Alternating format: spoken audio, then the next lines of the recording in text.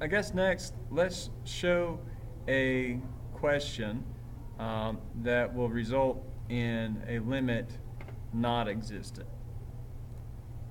And I'm going to draw this table so that we have g of x so that we're not confused when we start using limit notation here. So let's say that the values this time are 0.1, 0.01, and let's say 0.001.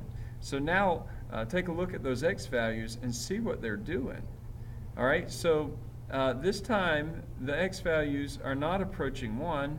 What are the x values approaching this time? The x values then are approaching 0. Now, are they from the right or from the left? In other words, are they positive values or negative?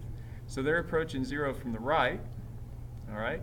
And this is g of x, so the limit as x approaches 0 from the right of this function g of x is what? Well, we need some g values, don't we?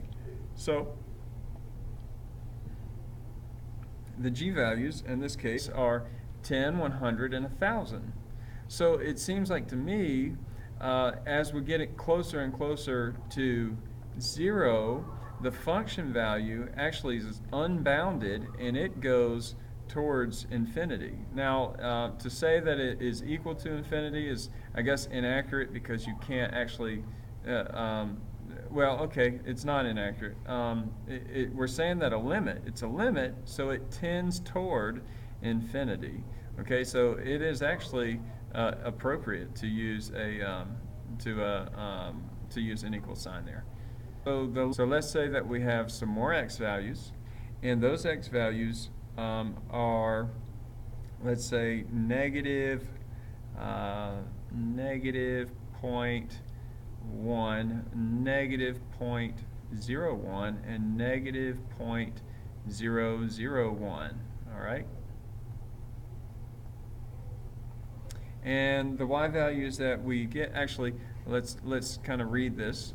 As we read this, you remember I read this last table from bottom to top. Well, in this case, I'm going to kind of read it from top to bottom because these are negative values and they are getting closer and closer to 0, it looks like to me.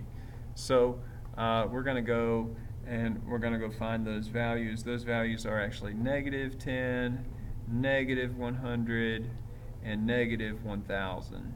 All right, so for the left side, you're going to say, well, the limit as x approaches 0, because we're getting closer and closer to 0, and we're on the left side of 0, so put a negative sign up there. Kind of looks like 0 to the negative power, right?